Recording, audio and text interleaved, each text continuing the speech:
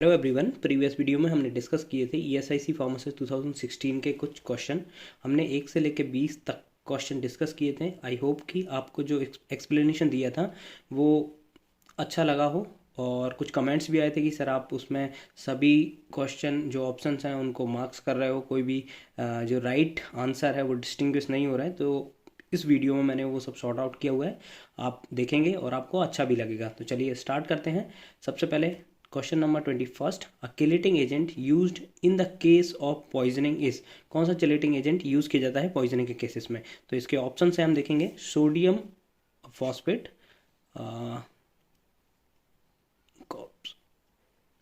Sodium phosphate, dimercaprol, ferroin और bismuth subnitrate. तो यहाँ पर इसका करेक्ट ऑप्शन है डाइमर कैप्रोल। अब किलेटिंग एजेंट आपको पता होगा, chelating agents are use to reduce blood and tissue level of injurious heavy metals. अब हैवी मेटल्स कौन कौन से होते हैं आपको पता होना चाहिए। जैसे पूछ सकते हैं कि हैवी मेटल्स कौन कौन से होते हैं, तो आपने सुना होगा हैवी मेटल्स होते हैं जैसे कि आर्सेनिक हो गया, कैडमियम हो गया, मरकरी हो गया, Hg होता है सॉरी, मरकरी हो गया, कॉपर भी होता है। तो इन केसेस में जब इनकी पॉइजनिंग होती है तब किलेटिंग एजेंट प्रेफर किए जाते हैं। तो अब किलेटिंग एजेंट्स आपने केडीटी में पढ़ा होगा, जैसे इसका तो करेक्ट आंसर है डाइमर कैप्रोल। तो किलेटिंग एजेंट स्पेसिफिक मेटल्स के लिए, हैवी मेटल्स के लिए स्पेसिफिक किलेटिंग एजेंट यूज़ किए जाते हैं। तो जैसे इस क्वेश्चन 2016 में पूछा है कि कौन सा किलेटिंग एजेंट किया जाता है, तो नेक्स्ट शायद क्वेश्चन पूछ सकते हैं कि जैसे आर्सेनिक के लिए कौन सा किलेटिंग एजेंट यूज़ किया जाता है या कॉपर के लिए कौन सा किलेटिंग एजेंट यूज़ किया जाता है। तो यहाँ पर मैंने लिस्ट कर दी हुआ है, आप देख सकते हैं। यहाँ पर फर्स्ट मेटल आर्सेनिक के केस में डाइमर कैप्रोल, डाइमरकैप्टोसक्सेनिक एसिड जिसे कि हम DMSA भी कहते हैं, वो भी यूज़ किया जाता है। कॉपर के केस में यूज़ किया जाता है पेनिसिलामिन, इसको डी पेनिसिलामिन भी हम क्यों डी पेनिसिलामिन भी कहते हैं क्योंकि इसका जो डी आइसोमर है वो ज़्यादा एक्टिव होता है। आयरन के केस में यूज़ किया जाता है डेस्फेरोक्सामिन और डीपीरिपिरोन, डिफीपिरोन, ये भी जनरली यूज़ किया जाता है। रेडियो एक्टिव मेटल्स कौन कौन से होते हैं, जैसे कि आपका यूरेनियम हो गया, प्लूटोनियम हो गया। तो इनकी जब पॉइजनिंग होती है उस कंडीशन में यूज़ किया जाता है कैल्शियम डाई सोडियम DTPA। तो ये आपको याद रखना है, कुछ ही है, ज़्यादा नहीं है, क्योंकि इस बार डाइमर कैप्रोल पूछा है तो अगली बार पेनिसिलामिन भी पूछ सकता है, डेस्फेरोक्सामिन भी पूछ सकता है। हाँ, एक थोड़ा सा आप यहाँ पर याद रखिएगा कि जो कॉपर होता है, कॉपर से रिलेटेड एक जेनेटिक डिसऑर्डर होता है, उसे क्या बोलते हैं हम, विल्सन डिसीज बोलते हैं, जिसमें कि क्या होता है आपका लिवर डैमेज हो जाता है। जेनेटिक के कारण क्या होता है, जेनेटिक आपका जो कॉपर ट्रांसपोर्टर होता है उसकी वजह से कॉपर बॉडी में भी पर्टिकुलरली लीवर में डिपॉजिट होना स्टार्ट हो जाता है, जिसके कारण लीवर फेलियर की नौबत आ जाती है। तो उस कंडीशन में डी पेनिसिलामिन यूज़ किया जाता है। तो यदि ऐसा क्वेश्चन आए कि विल्सन डिसीज में कौन सा किलेटिंग एजेंट यूज़ किया जाता है, तो उसमें डी पेनिसिलामिन होता है। या कॉपर की टॉक्सिसिटी में पूछे या विल्सन की केस में पूछे, तब आपको डी पेनिसिलामिन लगाना है। चलिए नेक्स्ट क्वेश्चन की ओर चलते हैं। Filter sheet made of cellulose are, आपने प्रैक्टिकल में यूज़ किया होगा मेम्ब्रेन फिल्टर वगैरह। तो यहाँ पर पूछा है फिल्टर शीट में कौन सी फिल्टर शीट है जो कि सेल्यूलोज की बनी होती है। तो इसके ऑप्शंस हैं seeds filter, membrane filter, glass filter और सिंटर्ड ग्लास फिल्टर। तो इसका करेक्ट ऑप्शन क्या है, मेम्ब्रेन फिल्टर। आपने मेम्ब्रेन फिल्टर देखा होगा लेबोरेटरी में, जैसे एक ये तो बहुत सोफेस्टिकेटेड है, जैसे कि लैब वगैरह में आपके जब बी फार्म प्रैक्टिकल वगैरह होता होगा तो उसमें आपने जनरली देखा होगा कि आपकी शीट की शीट आती थी, एक पेपर शीट, वही होता था मेम्ब्रेन फिल्टर। उसकी जो मटेरियल होता है वो सेल्यूलोज का बना होता है। अब यहाँ पर थोड़े से जो ऑप्शन दिए हैं उनके बारे में भी देख लेते हैं हम। सिड्ज फिल्टर, ग्लास फाइबर फिल्टर और सिंटर्ड ग्लास फाइबर फिल्टर। तो इसमें थोड़ा सा आपको जो मटेरियल है, इसमें कौन कौन सा मटेरियल यूज़ किया जाता है वो याद रखना है। तो जो सिड्ज फिल्टर है, ये देख सकते हैं, filter disc with pores so fine that they will not permit passage of bacteria. तो ये जनरली बैक्टीरिया केसेस में यूज़ किए जाते हैं और ये बने होते हैं किसके, एस्बेस्टॉस के। तो ये आपको मेनली याद रखना है कि सिड्ज फिल्टर है, ये बना होता है एस्बेस्टॉस का। सेकेंड है ग्लास फिल्टर, तो ये बना होता है glass fibre filter are composed of pure borosilicate fibre with और विदाउट ऑर्गेनिक रेजेंस। इसका ये बना होता है किसका, बोरोसिलिकेट्स का। तो ये आपको याद रखना है कि ये बोरोसिलिकेट्स का आपका बना होता है। नेक्स्ट है आपका सिंटर्ड ग्लास फिल्टर, ये आप देख सकते हैं, ये होता है सिंटर्ड ग्लास फिल्टर। और इसमें क्या होता है कि ये डिस्क लगी होती है जो कि ग्लास फाइबर की बनी होती है। तो ये इसका डायग्राम होता है। मेनली आपसे पूछा जा सकता है इनके मटेरियल कौन कौन से होते हैं। चलिए बढ़ते हैं नेक्स्ट क्वेश्चन की ओर। 1 fluid ounce is equal to 60 ml, 15 ml, 30 ml, 10 ml। तो इसका करेक्ट आंसर क्या है 30 ml। इसका जो अपना डोज कैलकुलेशन वगैरह मैट्रिक्स है डिस्पेंसिंग वगैरह उसमें से आपको याद करना होगा, क्योंकि मोस्टली टाइम पूछा जाता है 1 tablespoon is equal to 1 tablespoon is equal to, फिर आपसे पूछ लिया जाता है कि 1 ड्रॉप जो ड्रॉप होती है उसमें कितना ml होता है, तो 0.04 ml होता है। तो वो भी आपको याद रखना पड़ेगा, ये और भी आप याद कर लें। आगे देखते हैं, the plant drug which is oxytocic. कौन सी ड्रग ऑक्सीटॉक्सिक होती है? तो उसमें ऑप्शन है अर्गोट, कुरुचि, विनका, कोकेन। अब जैसे आप इसको शॉर्ट करें तो आपको वैसे ही पता लग जाएगा कि कोकेन जनरली एनाल्जेसिक वगैरह एक्टिविटी के लिए यूज़ की जाती है। विनका आपको पता होगा, विनका जो सदाबहार का पेड़ जिसे हिंदी में बोलते हैं वो यूज़ किया जाता है कैंसर के लिए। और कुरुचि बार का डायसेंट्री में यूज़ किया जाता है। तो अब ऑप्शन बचा अर्गोट। आपने टोकोलाइटिक इफेक्ट वगैरह वहाँ पे देखा होगा, अर्गोटामिन वगैरह यूज़ किया जाता है। तो इसका करेक्ट ऑप्शन है अर्गोट। अर्गोट का यदि हम देखें, ऑक्सीटोसिन थोड़ा सा देख लेते हैं। Oxytocin is a natural hormone that stimulate uterine contraction in child birth and lactation after child birth. तो जो भी क्या करते हैं कि यूटेराइन को कॉन्ट्रैक्ट करते हैं और चाइल्ड बर्थ में हेल्प करते हैं, तो वो ऑक्सीटोसिन होता है। उसका फंक्शन होता है कि वो कॉन्ट्रैक्ट करता है यूटेराइन को। अब इसका हम देखें कि बायोलॉजिकल सोर्स क्या होता है, तो जनरली ये फंगस से ऑब्टेन्ड होता है और इसका बायोलॉजिकल नेम क्या है क्लेबिसेप्स परप्यूरिया, और इसका फैमिली नेम क्या है क्लेबिसिपिटेसेई। तो ये आपको याद रखना है क्योंकि ये अर्गोट एक वेल नोन है, अल्कलॉइड कैटेगरी का है फार्माकोग्नोसी में, तो ये आपको थोड़ा सा याद रखना है। चलिए देखते हैं next question 25, the diagnostic agent used for the functioning of thyroid gland. तो ये बहुत ही सिंपल क्वेश्चन है, आप थोड़ा सा भी आप देखेंगे यहाँ पे तो आप इसको टिक कर पाएंगे। तो इसके ऑप्शंस हैं आयरन 59, आयोडीन 131, कोबाल्ट 60, फॉस्फोरस 32। तो आपको सबको पता ही है कि जो थायराइड ग्लैंड होती है थायराइड उसमें आयोडीन ज़्यादा होता है। तो यहाँ पर सिंपल सा आपको यदि सिंपल बेसिक भी लगाएंगे तो आपको ये आंसर करेक्ट होगा I31। तो ये आइसोटोप्स होता है जो कि जनरली यूज़ किए जाते हैं। तो हम थोड़े से और आइसोटोप्स देख लेते हैं जो कि यूज़ किए जाते हैं डायग्नोस्टिक पर्पस के लिए। तो यहाँ पर आप देख सकते हैं कुछ मैंने लिस्ट किए हुए हैं। Iodine 131 location and detection of brain tumour, thyroid gland disorder, sodium 24 location of blood clot, circulation disorder, pumping action of heart को, iron 59 diagnosis of anaemia, cobalt diagnosis of cancer, hydrogen water content in the human body.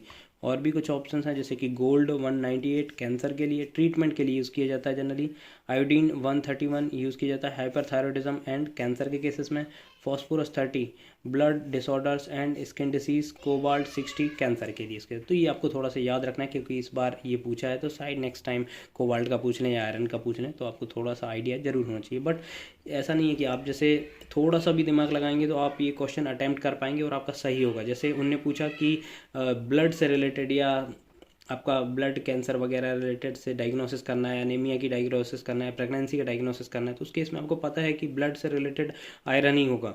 तो ये बस आप थोड़ा सा simple logic लगाएंगे तो आप क्वेश्चन सही कर पाएंगे। और वहाँ पर यही होता है 4 ऑप्शन में से 2 आप इजीली एलिमिनेट कर सकते हैं, 2 बचते हैं। तो यदि 2 में से आपको थोड़ा बहुत भी पता है तो आप करेक्ट आंसर लगा लेंगे। चलिए बढ़ते हैं नेक्स्ट क्वेश्चन की ओर। The constituent of cholesterol term as bad cholesterol. तो जो कोलेस्ट्रॉल होता है, कोलेस्ट्रॉल डिफरेंट टाइप का होता है, आपने पढ़ा होगा LDL, HDL, ट्राइग्लिसराइड्स, VDL। तो इनमें से कौन से कोलेस्ट्रॉल को बैड कोलेस्ट्रॉल बोला जाता है? तो उसका करेक्ट ऑप्शन है LDL को। और गुड कोलेस्ट्रॉल किसको बोला जाता है? HDL को। तो ये आपको याद रखना है। तो इस बार बैड पूछे तो शायद नेक्स्ट टाइम गुड कोलेस्ट्रॉल शायद पूछा जा सकता है। तो गुड कोलेस्ट्रॉल HDL। थोड़ा सा इनका वैल्यू भी देख लेते हैं। जो HDL होता है वो आपका 40 से कम नहीं होना चाहिए और 60 से ज़्यादा नहीं होना चाहिए। और जो कोलेस्ट्रॉल है वो 200 के अंडर ही होना चाहिए। यदि 200 से ज़्यादा होता है तो फिर वो प्रॉब्लम क्रिएट करता है। LDL के थोड़े डिफरेंट लेवल हैं, जैसे कि 100 से कम है तो आपके लिए बहुत ही अच्छा है, और यदि 100 से ऊपर है तो आपकी डिफरेंट कैटेगरी में आप डिवाइड हो जाएंगे। जैसे कि आप ऑप्टिमम लेवल पे हैं, बॉर्डर लाइन पे हैं, हाई पे हैं, वेरी हाई लेवल पे हैं, क्योंकि कोलेस्ट्रॉल बढ़ने से आपको एरेथ्रोस्क्लेरोसिस की समस्या हो जाती है। अब देखते हैं 27। ये बहुत ही simple question, sterol belong to the class of pharmacognosy का क्वेश्चन है। तो इसमें से स्टेरॉल में कौन सा बिलोंग करता है? तो कार्बोहाइड्रेट देखें हम, तो कार्बोहाइड्रेट में तो क्या होते हैं कि जनरली आपके ग्लूकोज वगैरह होता है, प्रोटीन्स में तो अमाइनो एसिड्स होते हैं। तो इसका करेक्ट ऑप्शन क्या होगा? बैक्स, सॉरी इसका करेक्ट ऑप्शन होगा बैक्स। 28 देखते हैं, हेपेटाइटिस इज अ, हेपेटाइटिस क्या है? बैक्टीरियल इन्फेक्शन है, प्रोटोजोअल इन्फेक्शन है, फंगल इन्फेक्शन है या वायरल इन्फेक्शन है? तो इसका करेक्ट आंसर क्या है? अब जैसे बैक्टीरियल इन्फेक्शन, प्रोटोजोअल, फंगल, ये तीनों तो नहीं है, इसका करेक्ट ऑप्शन है वायरल इन्फेक्शन। अब जैसे बैक्टीरियल इन्फेक्शन कौन कौन से होते हैं पूछे जा सकते हैं, तो उसमें बैक्टीरियल ऑप्शन होता है आपका, जैसे टाइफॉइड फीवर हो गया, वो बैक्टीरिया, सिफिलिस हो गया, गोनोरिया हो गया, तो बैक्टीरियल होते हैं। प्रोटोजोअल कौन सा होता है? मलेरिया। फंगल इन्फेक्शन कौन सा होता है? आपने कैंडिड वगैरह सुना होगा, तो वो फंगल इन्फेक्शन होते हैं। वायरल इन्फेक्शन जैसे कि कोविड हो गया आपका, पोलियो हो गया आपका, डेंगू हो गया, और ये हेपेटाइटिस हो गया। हेपेटाइटिस भी आपने पढ़ा होगा, डिफरेंट टाइप का होता है, वैसे तो generally A B C type का होता है। तो इसमें आपको यदि मैं बताऊं कि थोड़ा सा पढ़ना है, तो आपको हेपेटाइटिस वायरस जो होता है, वायरस का फैमिली याद करना है आपको, फैमिली, और कौन सा होता है, डीएनए होता है कि आरएनए होता है, ये आपको कमेंट करना है कि डीएनए होता है कि आरएनए होता है। तो ये जनरली पूछा जा सकता है। अब नेक्स्ट क्वेश्चन की ओर बढ़ते हैं। Leukotriene receptors antagonist used in allergic cough, कौन सा जो लिकोट्राइन रिसेप्टर एंटागोनिस्ट है वो यूज़ किया जाता है एलर्जिक कफ में, या फिर हम बोलें कि अस्थमा वगैरह कंडीशन में? तो ऑप्शंस हैं रोफिकॉक्सिब, थियोफाइलिन, लोसर्टान एंड मोंटिलुकास्ट। तो इसका अब देखें हम, इसका ये तो कॉक्स इनहिबिटर हो गया, थियोफाइलिन ब्रोंकियोडाइलेटर होता है, लोसर्टान एक एंटी हाइपरटेंसिव ड्रग है, मोंटिलुकास्ट, मोंटिलुकास्ट इसका करेक्ट ऑप्शन है, क्योंकि मोंटिलुकास्ट आप यहाँ पर देख सकते हैं, ये क्लासिफिकेशन मैंने ओपन किया हुआ है, यहाँ पर है ऑप्शन दिया हुआ है लिकोट्राइन एंटागोनिस्ट, मोंटिलुकास्ट एंड जाफेलुकास्ट, ये आपको याद रखना है। ये सिंपल क्वेश्चन आपके बन जाते हैं क्लासिफिकेशन से। मैंने फर्स्ट जो लेक्चर था उसमें भी यही बोला था कि आपको क्लासिफिकेशन याद करना है, आप मोस्टली फार्माकोलॉजी के क्वेश्चन अटैम्प्ट कर पाएंगे।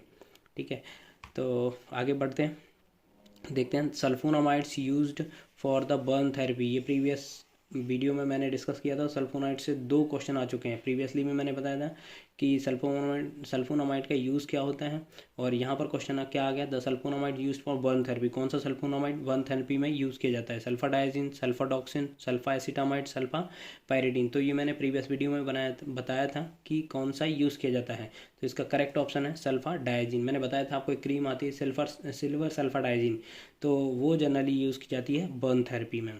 ये इसका क्लासिफिकेशन थोड़ा सा देख लेते हैं कि इसका क्लासिफाइड किया गया है short acting, intermediate acting, long acting and special purpose. तो शॉर्ट एक्टिंग में कौन सी आती है? सल्फाडाइजिन, सल्फा मेथोक्साजोल इंटरमीडिएट में, लॉन्ग एक्टिंग में सल्फाडॉक्सिन, सल्फा मेथोपायरेजिन, स्पेशल पर्पस में आती है सल्फाएसिटामाइड, सल्फासेलाजिन, सिल्वर सल्फाडाइजिन और मेफेनाइट। मेफेनाइट जिसे कि एक ट्रू सल्फोनामाइड्स नहीं बोला जाता, क्यों? क्योंकि इसमें सल्फोनामाइड्स रिंग नहीं होती। सिल्वर सल्फाडाइजिन जनरली यूज़ की जाती है बर्न थेरेपी में। नेक्स्ट क्वेश्चन देखते हैं, a hypotonic solution can be made isotonic by the addition of. Isotonic solution आपने बहुत बार पढ़ा होगा। आइसोटोनिक मतलब जो कि आपकी ऑस्मोलरिटी सेम होती है ब्लड की और सॉल्यूशन की।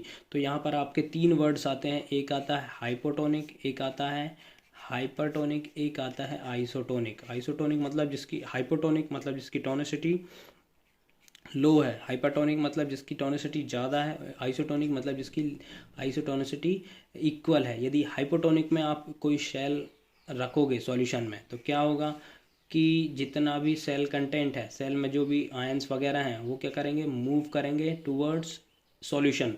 हाइपरटोनिक में क्या करोगे आप, तो क्या होगा, जो आपका सॉल्यूशन है वो आपके सेल के इनसाइड जाएगा, और जब आप उसको आइसोटोनिक में प्लेस करोगे तो उसमें कोई भी चेंजेस नहीं होगा, कोई भी मूवमेंट नहीं होगा, क्योंकि ये इक्वल है टोनिसिटी। तो यहाँ पर देखेंगे हम, आइसोटोनिक सॉल्यूशन आपने प्रिपेयर किया होगा आपकी लैब में, वो यदि आपको याद है तो यहाँ पर आसानी से क्वेश्चन अटेम्प्ट कर सकते हैं। Sodium chloride, potassium chloride, calcium chloride, magnesium chloride. तो इसका करेक्ट ऑप्शन है सोडियम क्लोराइड।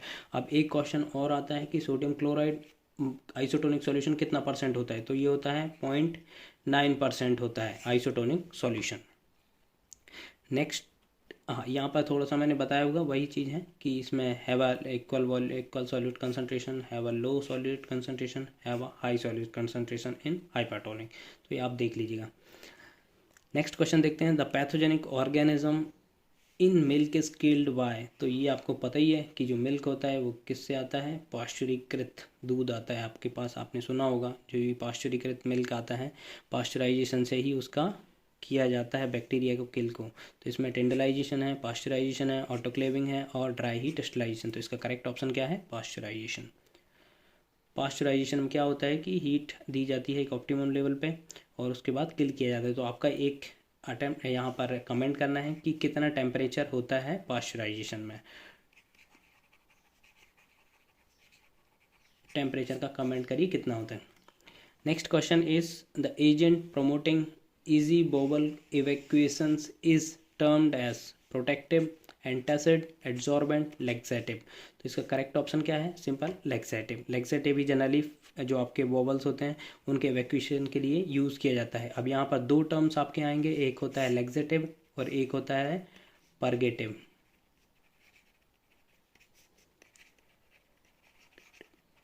परगेटिव, लैक्सेटिव क्या करते हैं? आपके जो स्टूल हैं उनको स्मूथ करते हैं, बट परगेटिव में क्या होता है? More water evacuation.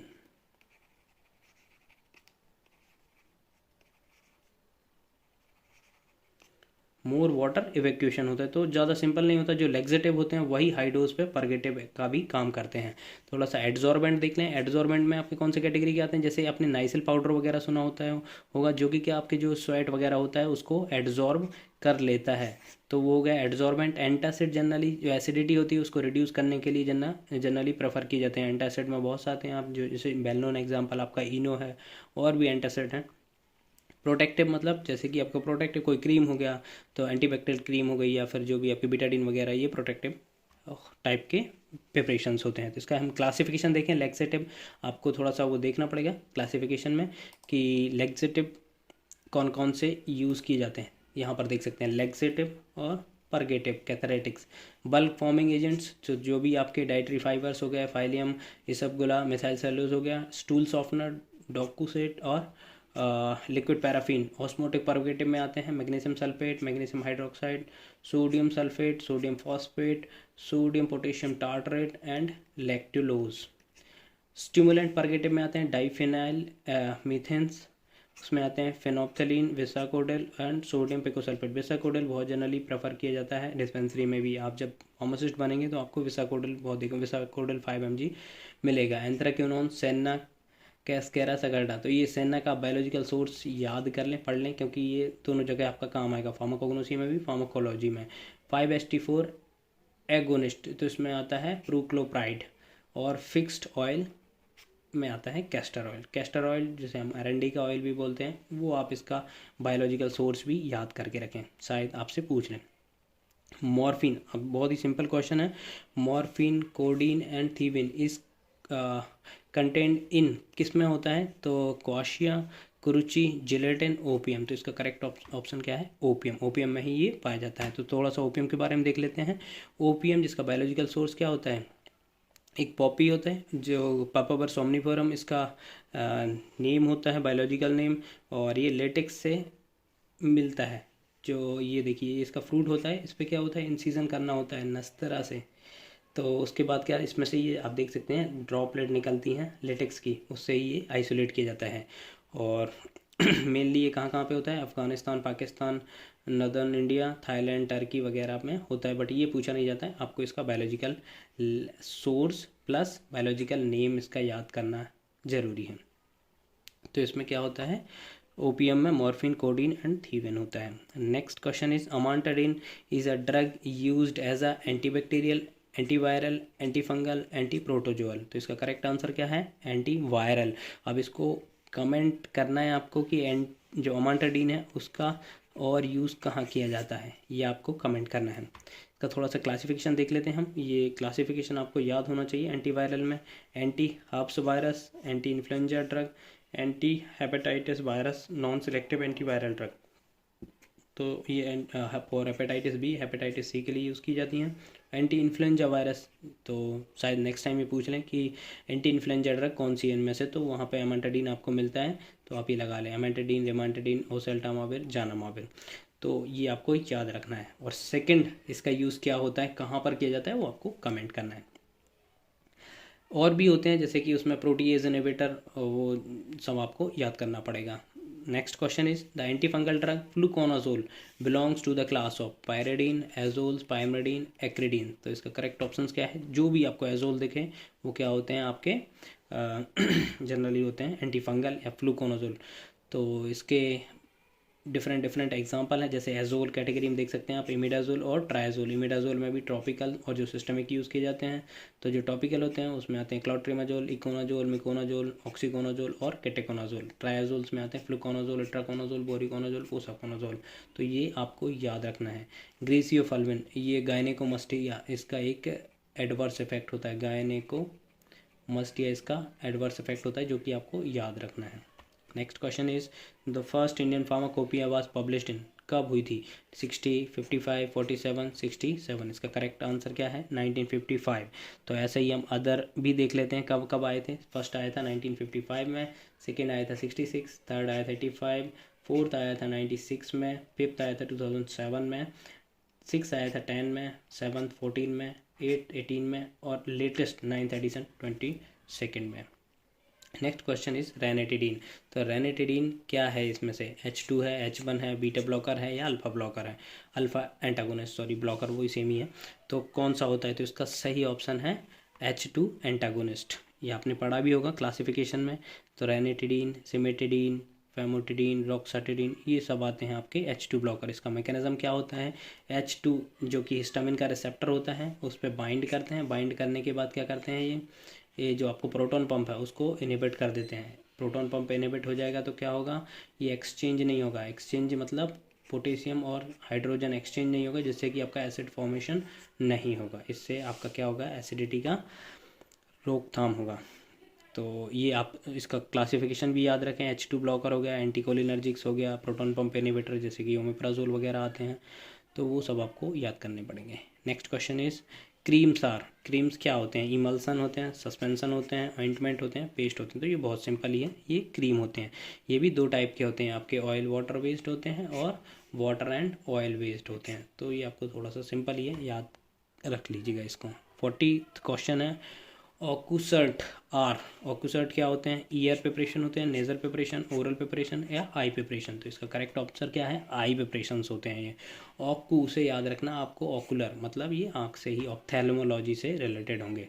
तो जनरली ये मेड अप ऑफ होता है 2 वर्ड से, ऑकुलर एंड इंसर्ट से। स्टेराइल प्रिपरेशन होती हैं। इसका हम एग्जाम्पल देख लेते हैं। ये आप देख सकते हैं, ये टाइप के होते हैं ऑक्यू इंसर्ट, जो कि क्या होते हैं? नेज़ोलैक्राइमल, जैसे कि आपके जो टीयर्स वगैरह आते हैं उसके कारण जो ड्रग डिग्रेड हो जाती है उसको रिड्यूस या अवॉइड करने के लिए ऑक्यूसर्ट टाइप के प्रोडक्ट बनाए जाते हैं। एक तरह का ये नोवल ड्रग डिलीवरी सिस्टम ही है। तो जैसे कि जो भी ऑप्थेल्मिक प्रिपरेशन होते हैं जैसे क्लोरामफेनिकोल वगैरह हो गया, जनरली यूज़ किया जाता है। तो उस कंडीशन में भी इन ऑकुलर इंसर्ट, ऑक्यूसर्ट प्रिपरेशन यूज़ की जाती हैं। आई होप कि आपको ये वीडियो अच्छा लगा हो तो प्लीज़ चैनल को सब्सक्राइब करिए, वीडियो को लाइक करिए, शेयर करिए एंड कमेंट करिए। थैंक